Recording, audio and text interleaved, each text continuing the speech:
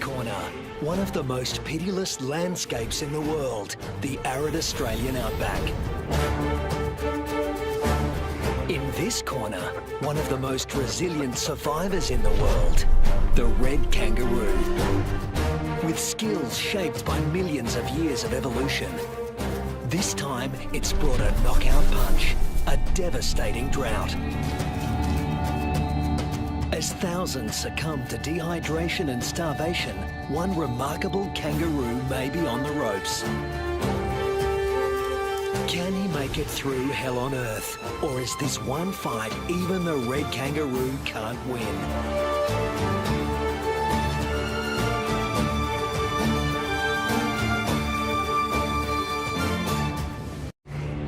Australia, the oldest continent on the planet. Almost 3/4 of it looks like this. At its centre, it gets 5 inches of rain a year.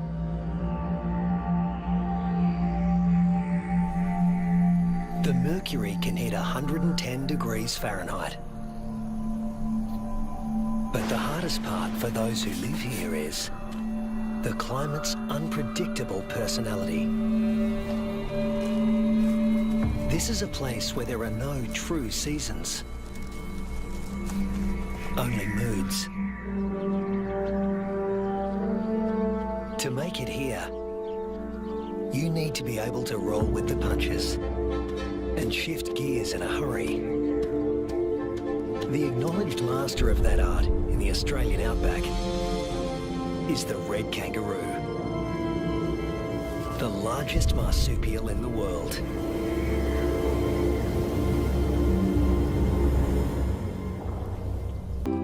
Its progress won't be kick-started again until the peanut reduces his suckling.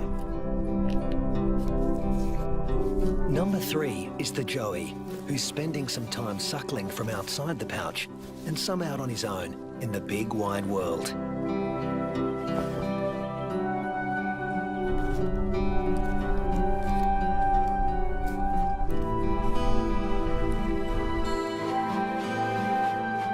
The female is a living assembly line of young at various stages of development.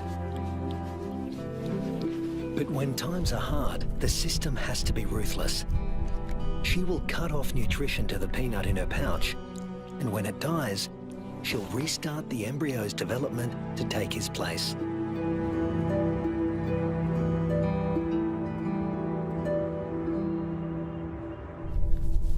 Rusty's developing nicely. He's beginning to resemble something like a baby kangaroo.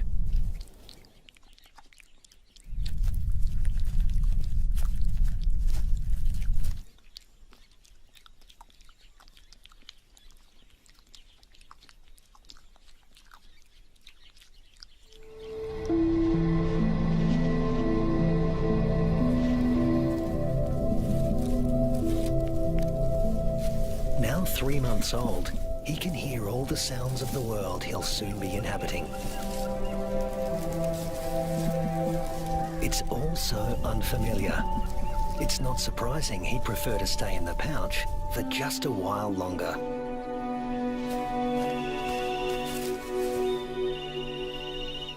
There's plenty of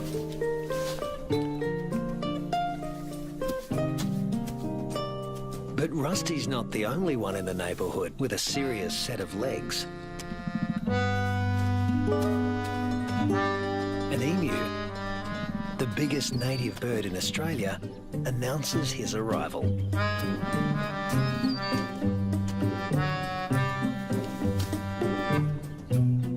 His skirt of feathers absorbs 80% of solar radiation, leaving the skin underneath cool. This dad needs a cool head. In the emu world, dads take on all parental responsibility. The chicks will be under his wing for 18 months. Not exactly the red kangaroo way. Males are pretty much deadbeat dads. They leave as soon as the young are conceived.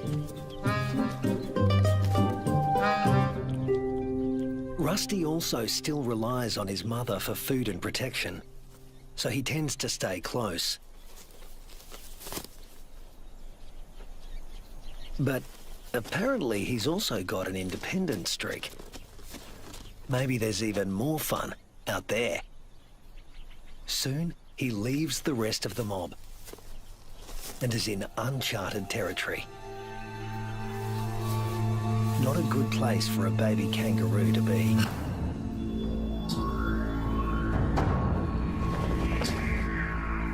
A wedge-tailed eagle, the largest bird of prey in Australia. And it likes to take young kangaroos. Mum realises she doesn't know where Rusty is. But the eagle does.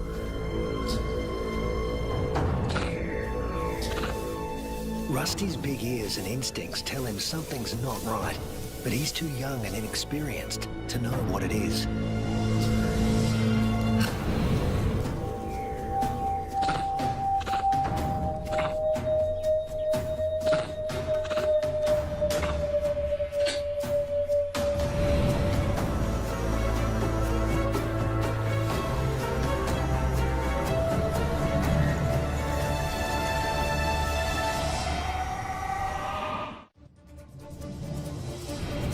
No sooner has Rusty left his mother's side than he's in trouble. With the bone-crushing power of her talons, the eagle could seize Rusty and drag him to his death. But suddenly, there's a flurry of panicked activity nearby. A rabbit is running for its life.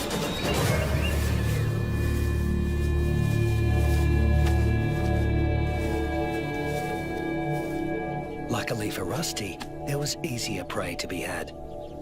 This time,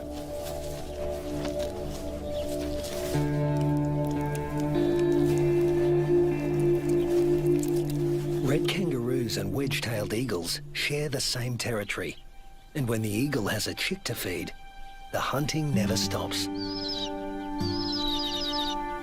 More than 10% of the eagle's diet is kangaroo.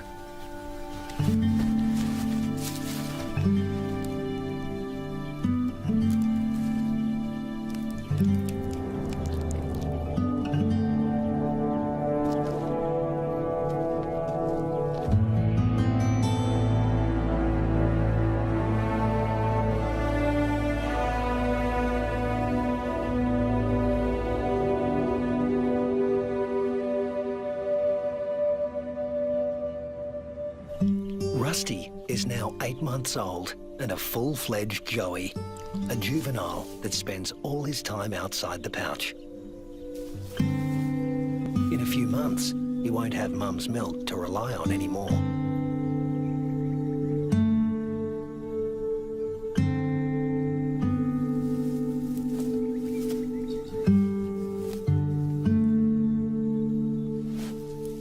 And his mother will start tapering off his milk supply because there's another bun in the oven and it needs the nutrition. Mum's body now produces 2 totally different types of milk. A more dilute one for his tiny sister and a richer one for him. Each dispensed from its own nipple.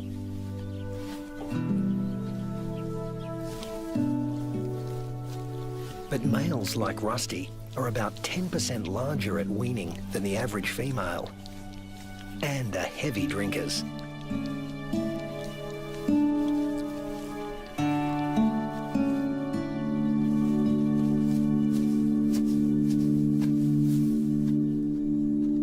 This is the kangaroo version of tough love.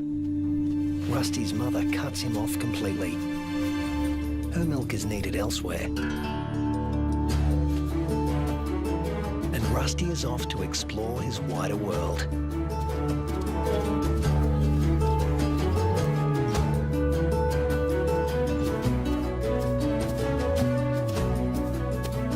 Before long, he happens on another group of kangaroos.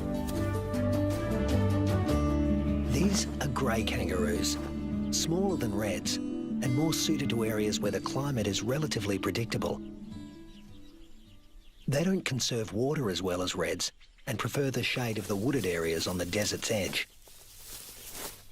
Rusty is apparently a new experience for them as well. It's like a get-together with distant relatives you've heard of but never met. Slightly awkward.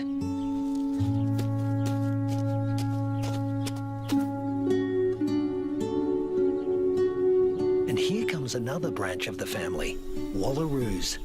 Marsupials somewhere between red kangaroos and wallabies in size, who frequent the rocky outcrops looking for shade and water. If you live in a desert, water is a treasure, and its presence is never guaranteed. With no true seasons in this part of Australia, the only certainty is unpredictability. A waterhole is a gift from the heavens for many creatures. Emus, reds and wallaroos all gather to drink. But the relentless sun is turning the mud around the waterhole into clay, laying traps for the unwary.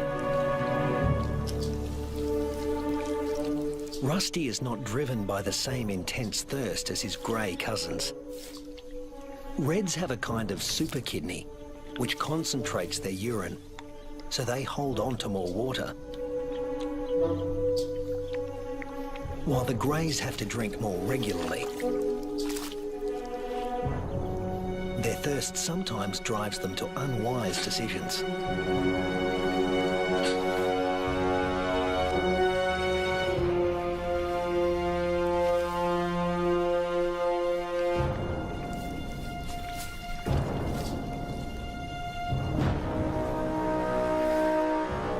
This young grey is in trouble, deep trouble, and he's drawing some unwanted attention.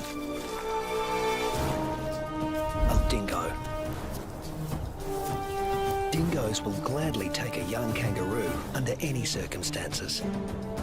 A joey stuck in the mud and unable to flee, that's just too good to resist. The other kangaroos can't help him. His fate is sealed. Even at the tender age of 18 months, Rusty has the good sense to get out of Dodge in a hurry. Now he's on the road again, in search of a good meal. He's still an adolescent, and burning through energy at a faster rate than an adult.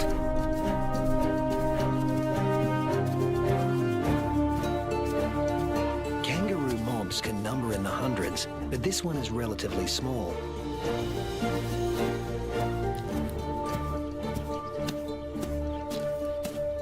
And Rusty's appearance on the scene has caught another male's attention.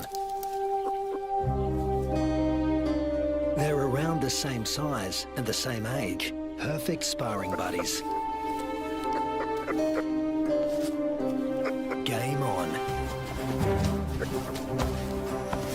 But this isn't a life or death battle.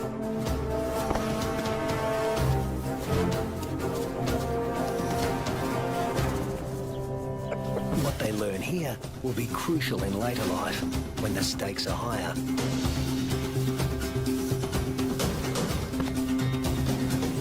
Long arms for wrestling win fights, and females want winners.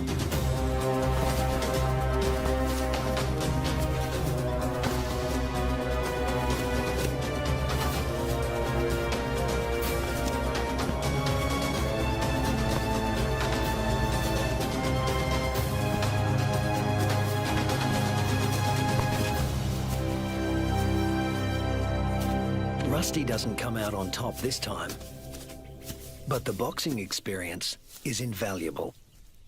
At this age, the learning curve for a kangaroo is steep and full of surprises. A sudden rustle in the dry grass spooks the gang he's hanging out with.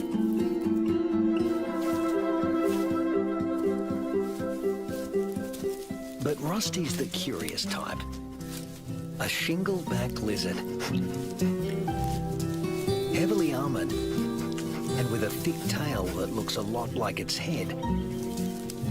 Thus its other name, the two-headed skink. Rusty wants to know what he's supposed to do with this. Make friends? Try to box with it?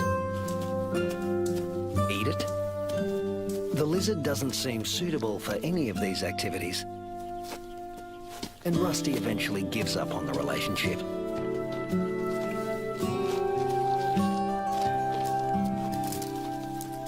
This part of the Central Australian outback has been hot and dry for weeks. The plants have been picked clean. When food sources dry up like this, red kangaroos are superbly adapted to survive. Still, even they can't live without water. But something is happening 100 miles away.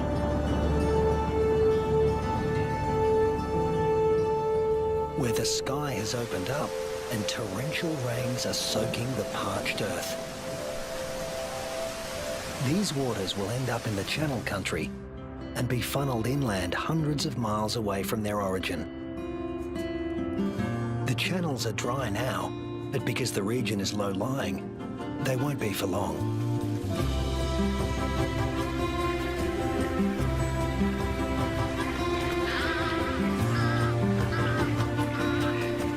Was once an arid wasteland begins to revive.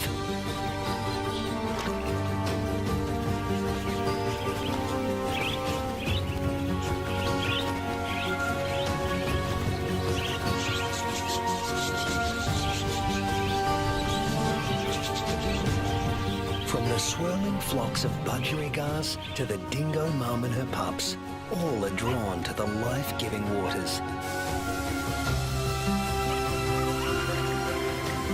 The young eagle flexes its new feathers. And a young kangaroo celebrates in her own playful way.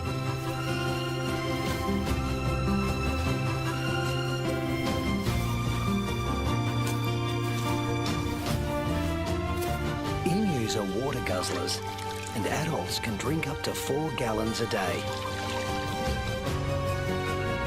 Like all emus, the chicks revel in a cooling bath.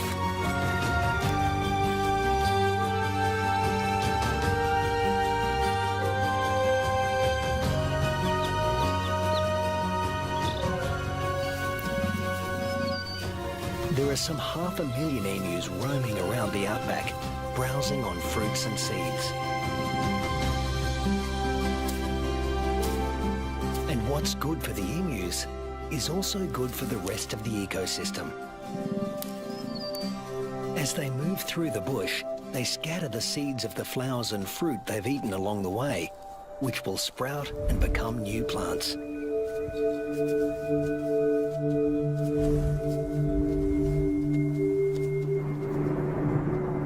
The weeks turn into months. Rusty. Red kangaroos are built to get where they want to go. Unfortunately, sometimes, especially when they're inexperienced, they get someplace they really don't want to be.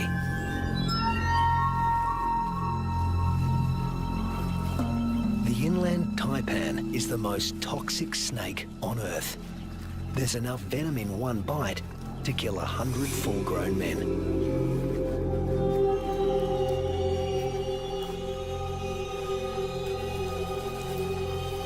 And it specializes in killing mammals. The Australian desert is the kingdom of the reptiles, but kangaroos know too well to leave all snakes alone.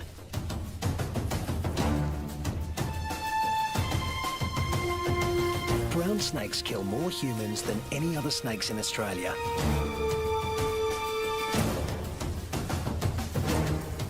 But it's not the biggest reptile in the neighbourhood. This is. The parenti, reaching 8 feet long, venomous and fast on its feet. A large parenti will eat a small kangaroo. But today, it's got its eye on an eastern brown snake.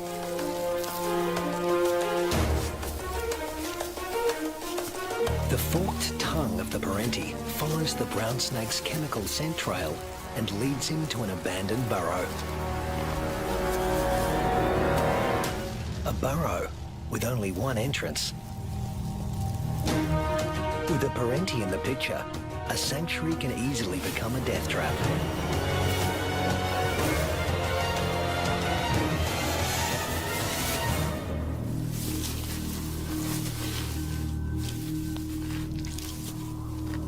The body of one fearsome reptile disappears into the body of another.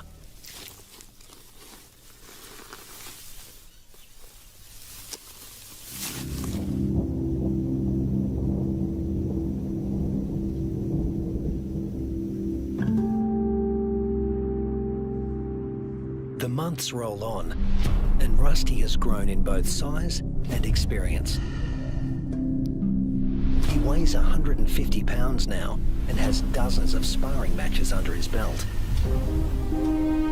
Today, he finds himself with a mob he's met before. The one with the tough male who intimidated him last time.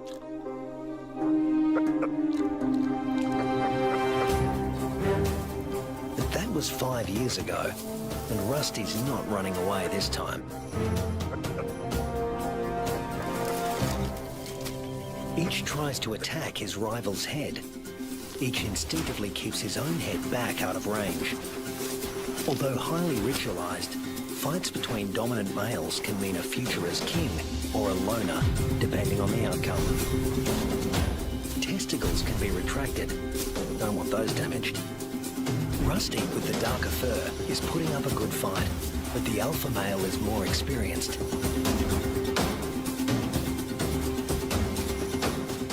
Females don't care who wins, just so long as he's got good genes. But Rusty is younger than his opponent and in top fighting form.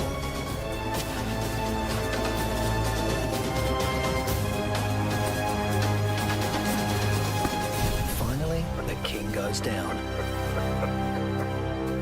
Now the mob is paying attention.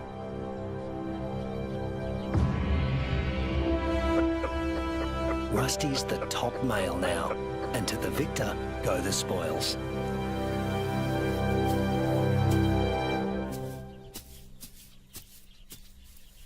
His first choice is this female, though he needs to give her urine the sniff test to make sure she's ovulating.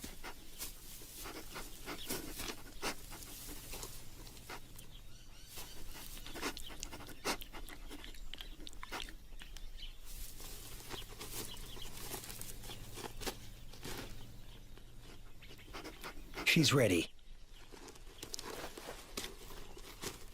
But Rusty has only a brief window of opportunity. She may only be receptive for a matter of hours. Better get to it. Mating doesn't take long, or wouldn't if there were only one female to consider.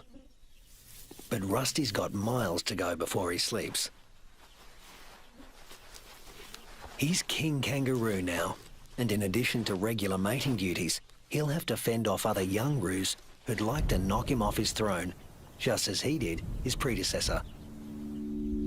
But that's not all Rusty has to worry about. The temperature is soaring, and the land is drying out. Evaporation is sucking the life out of everything, flora and fauna alike. You can never tell when the weather will change, only that it will. And that's the origin of some of the red kangaroo's most amazing adaptations. They're masters of heat regulation.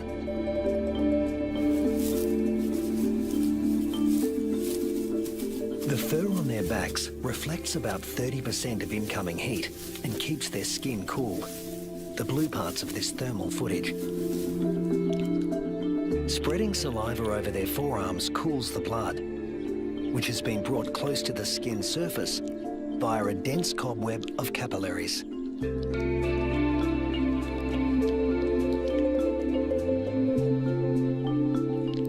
With temperatures simmering above 100 degrees for over a week, a a third of the males have already become infertile. If these temperatures were to continue for 3 more months, the number would more than double. Reds defend their sperm by licking their scrotums to keep them cool. And in contrast to their battle strategy of retracting the scrotum, males let their testicles hang way down below their overheated trunks, keeping them about 7 degrees cooler than at their cores. The sand, even a few inches down, is cooler than at the surface. Red kangaroos dig until they reach cooler soil, and then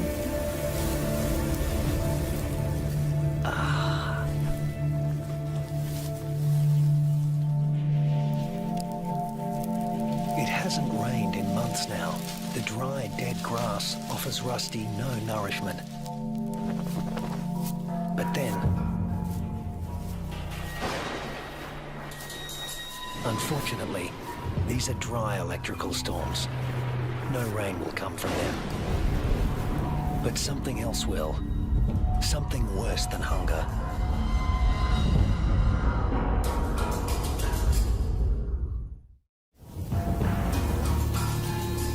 Lightning has ignited the dry grass of the outback. The kangaroos can easily outrun a grass fire. Almost 10% of arid Australia can burn like this in a single year. In a matter of hours, the fire consumes what little forage there is. Rusty has to move on. But there's really nowhere to go. Not this time.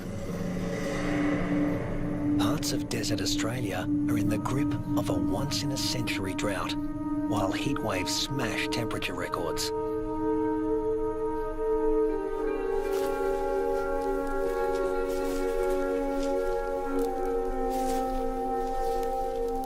Nothing that lives here has ever experienced anything like it, Rusty included.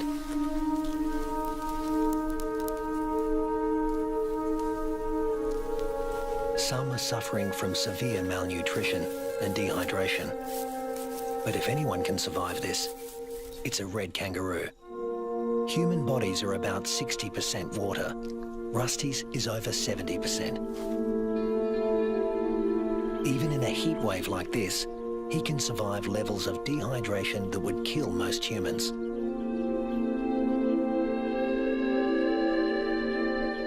Reds only sweat when they're on the move.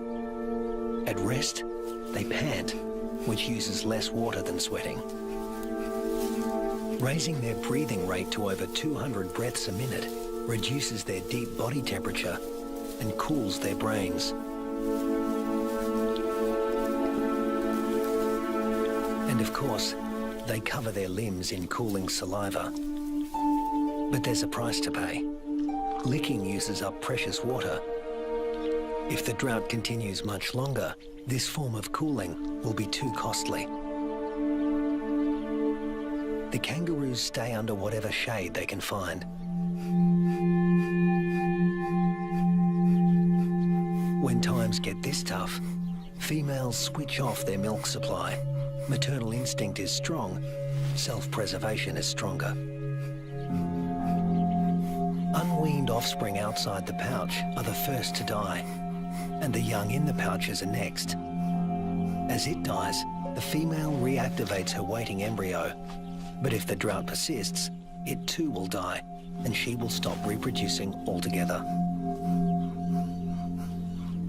Even Rusty, one of the strongest, is in trouble. In these conditions, the males are the first to succumb, especially the largest, who, like Rusty, need more food.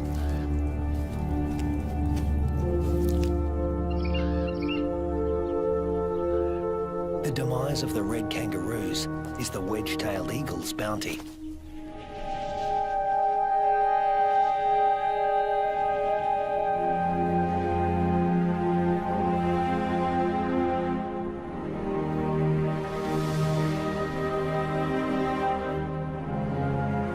And it's not just the kangaroos that are suffering. The drought is taking its toll everywhere. Predators turn on each other to protect a tiny piece of rancid meat.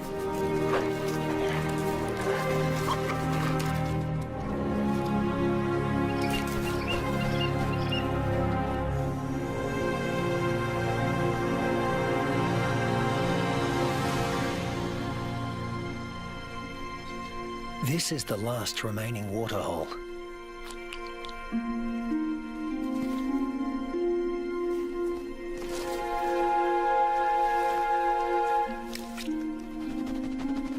It's stagnant and salty. Ordinarily, the animals would never drink this water.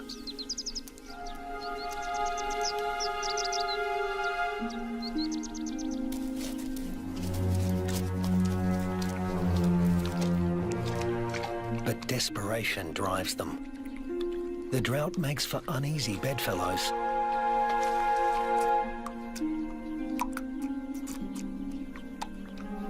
This is a sign of things to come. Heat waves in Australia are becoming hotter and more frequent.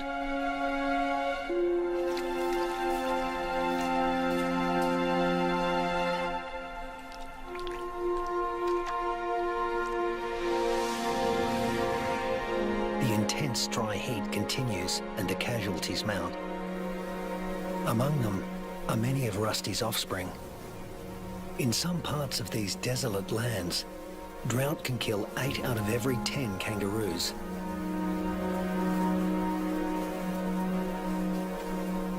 But Australia's desert inhabitants are a resilient bunch. After all, these may have been the hottest temperatures for the last 100 years. But these species have successfully weathered the climate for tens of thousands of years.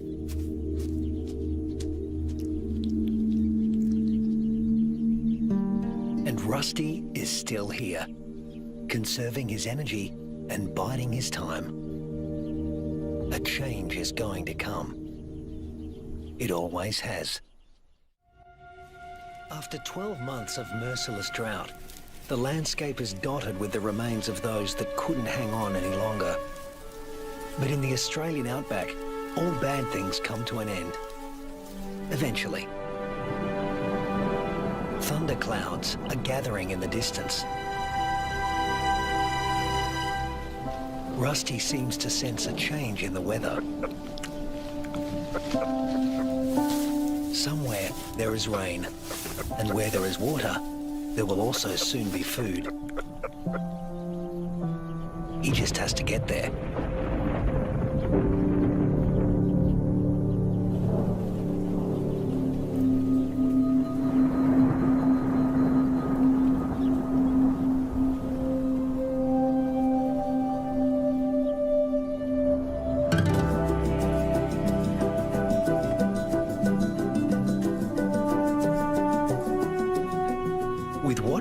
Of his ebbing strength, Rusty heads in the direction of a storm.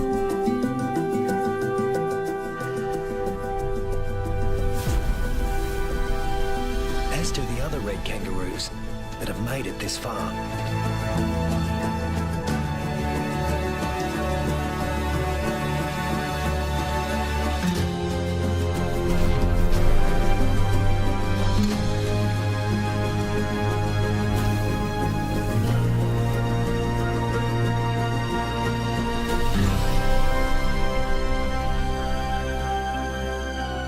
Rusty reaches the area watered by the storms, he finds a world restored by rain.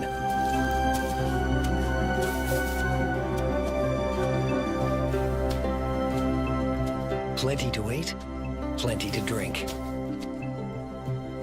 You can almost see the relief and joy in their hopping.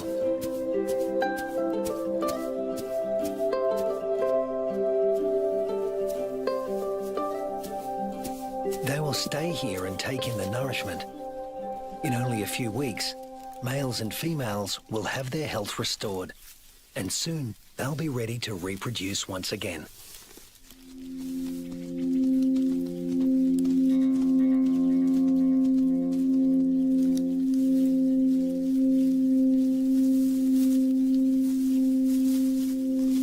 But before that can happen, they have to make it through this.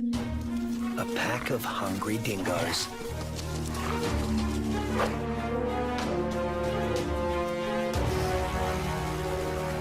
Hunting in a pack more than doubles a dingo's success rate. Normally, they go for the weakest kangaroos in the group. But a pack of this size can take down something bigger. Something like Rusty.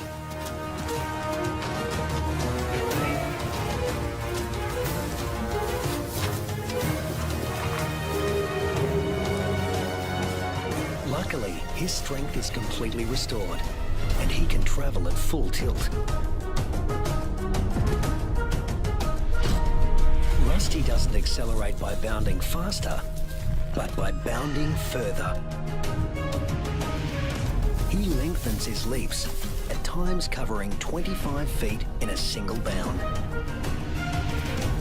Once he gets past 10 miles an hour, Rusty rockets along with little extra effort, while the dingo's forelegs need to move ever faster. Now hitting 25 miles an hour, Rusty's only using about half of the energy the dogs are putting in. They have no chance of catching him.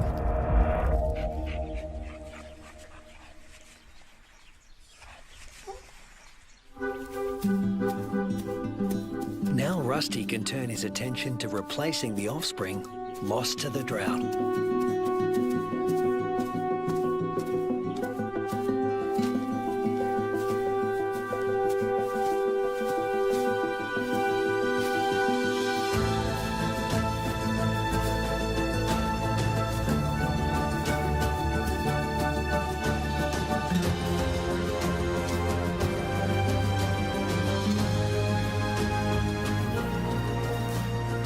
At 200 pounds, powerful, and in the prime of life, there's no question that he's the dominant male of this gang.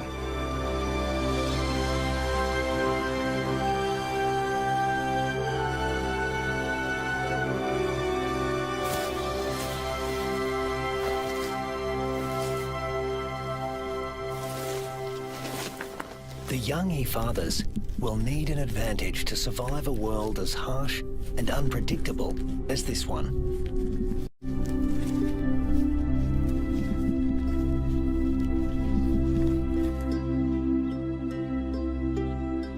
What greater advantage could there be than to begin life as the progeny of the undisputed king of the red kangaroo mob?